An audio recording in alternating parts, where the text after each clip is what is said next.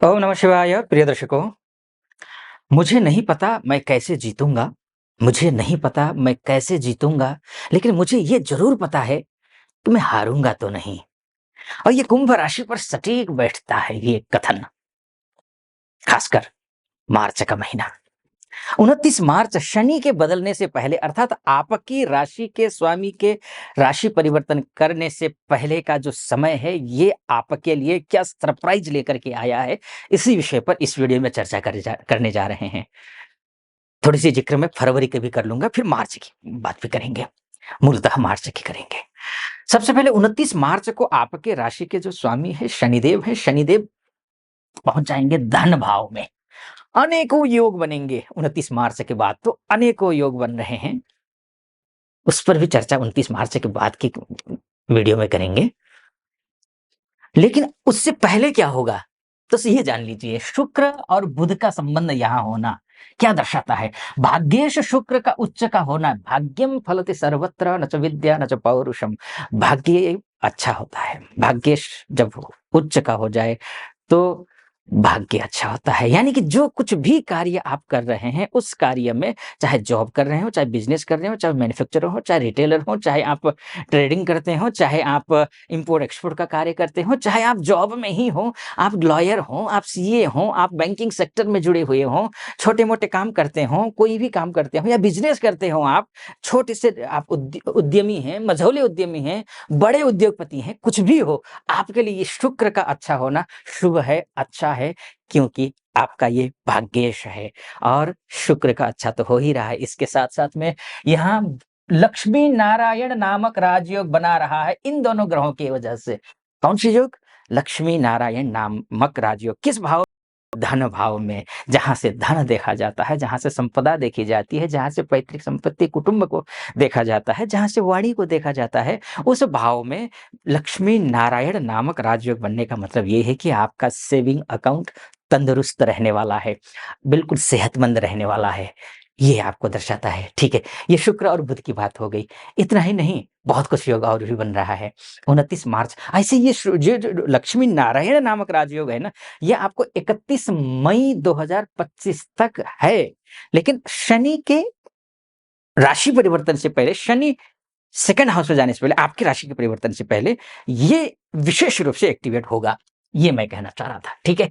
अब आगे चलते हैं। इतना ही नहीं, लक्ष्मी नारायण नामक राजयोग तो है ही, इसके साथ में और क्या योग है? यहाँ से शनि की सीधी दृष्टि 8th हाउस को है, यानी कि ऐसा कोई कार्य कर रहे हैं जो आप किसी को बताना नहीं चाहते हैं। जो किसी को बताना नहीं चाहते हैं और आप चाहते हैं कि कार्य हो जाए, तो ये कार्य होगा। गुप्त कार्य ऐसे बनते हुए दिखाई दे रहे हैं।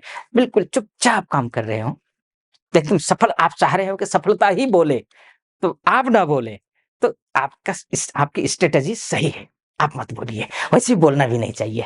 क्यों? क्योंकि यहाँ पर नीच भंग राजयोग भी तो बन रहा है ना। नीच भंग राजयोग क्या करेगा? आपसे बुलवाएगा। नीच भंग राजयोग अच्छा होता है, ध्यान रखिएगा, बहुत अच्छा होता है।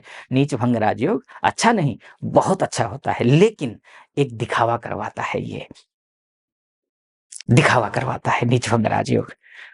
जितना है उससे ज़्यादा दिखावा। जिसके परिणाम स्वरूप मैं अभी आऊँगा, बताऊँगा कौन-सा ग्रह आपको डैमेज करने वाला है, अगर ये दिखावा किया आपने, एक। दूसरी बात, नीच भंग राजयोग में दूसरी बात क्या होती है कि आपकी बुद्धि सही दिशा में नहीं जाएगी। आप उस बुद्धि का सदुपयोग ना करके बुद्धि का दुरुपयोग कर लेंगे, जिसकी वजह से आप थोड़ा नुकसान उठाएँगे, जितना लाभ उठाना चाहिए, नहीं उठा पाएँगे। तो ये 2 चीज़ें आपको नहीं करनी है।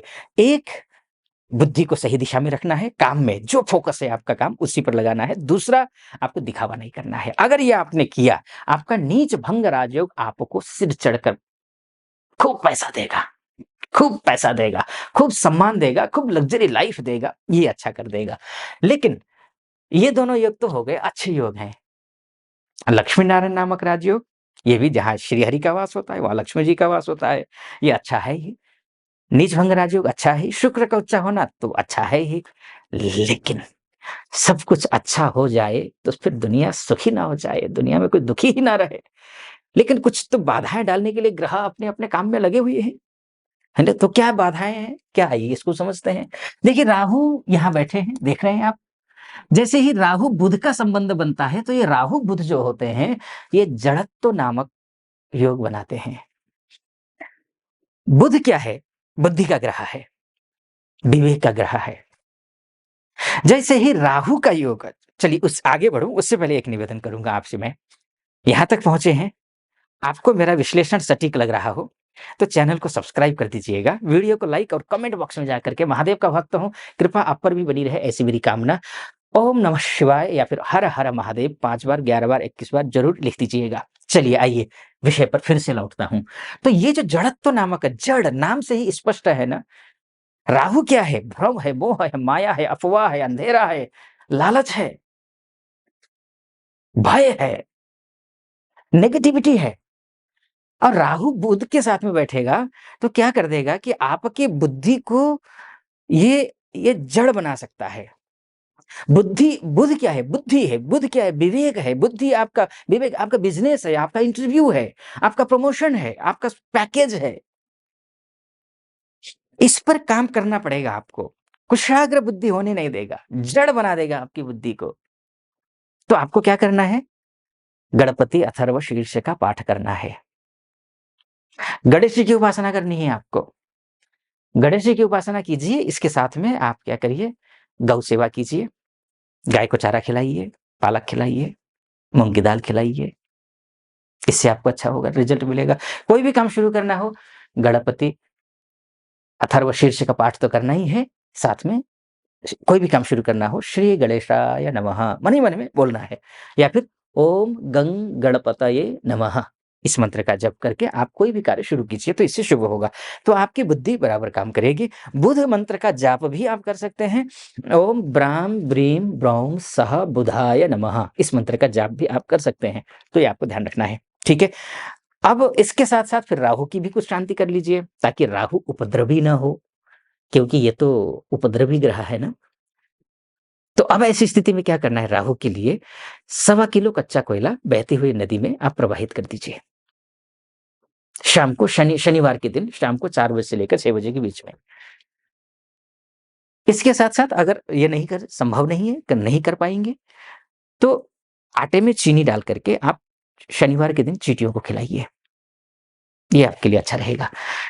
ये ऐसा करने से आपका बुध अच्छा हो जाए, ये राहु शांत हो जाएगा, बुध मजबूत हो जाएगा, तो जो जड़त्व योग है वो एक्टिवेट नहीं होगा। और जो सावधानियां मैंने बरतने के लिए कहा है, उन सावधानियों को बरतिएगा जरूर। लेकिन ध्यान रखिएगा, आपके लग्न में ही, आपकी राशि में ही सूर्य और शनिदेव बैठे हुए हैं। लग्न के सूर्य अच्छे होते हैं, शनि के साथ अच्छे रिश्ते नहीं होते हैं। ध्यान रखिएगा, थोड़ा माइग्रेन से संबंधित समस्या आ सकती है। अगर सिर दर्द पहले से ही है तो आप विशेष टेंशन मत लीजिए, स्ट्रेस मत लीजिए, ठीक रहेगा। थोड़ा-सा अगर आपको कमर में दिक्कत हो तो वहाँ भी समस्या हो सकती है। जॉइंट्स में प्रॉब्लम हो सकते हैं, तो ये 2-3 चीज़ों का ध्यान रखना है। लेकिन पिताजी के साथ रिश्ते बेहतर नहीं होंगे, गड़बड़ हो सकते हैं। और इसके साथ में दाम्पत्य जीवन में प्रॉब्लम आ सकती है।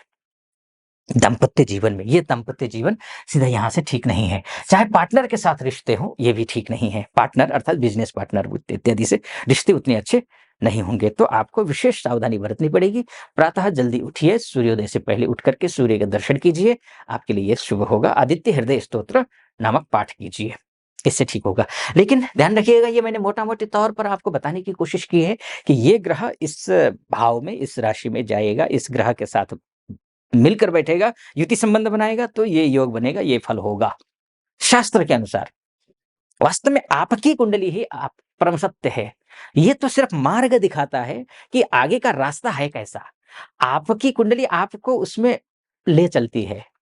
कितने अगर ग्रह मजबूत हैं, तो चाहे उबड़-खाबड़ रास्ता हो तो भी ले चलेगा ग्रह वो आपके लिए। अगर फूल बिछा हुआ है तब भी ले चलेगा। लेकिन ले चलने वाला ग्रह, पुश करने वाला ग्रह तो आपकी कुंडली में है। ये तो मैंने ऐसे-ऐसे स्थिति है सिर्फ बता दिया है, मार्ग बता दिया है। आप अपनी कुंडली दिखाना चाहते हैं, महिला हो या पुरुष हो, विदेश में रहते हो, विदेश में रहते हो, कहीं भी रहते हो, इस नंबर पे कॉल कीजिए या व्हाट्सएप कीजिए, मेरी टीम से बात कीजिए, अपॉइंटमेंट ले लीजिए। निर्धारित तिथि पर मैं स्वयं आपकी कुंडली का विश्लेषण करूँगा। सटीक लगा हो, सब्सक्राइब, लाइक और कमेंट ज़रूर कर दीजिएगा। आप सुखी रहें, संपन्न रहें, महादेव की कृपा आप पर बनी रहे, ऐसी मेरी कामना। फिलहाल अनुमति दीजिए। ओम नमः शिवाय।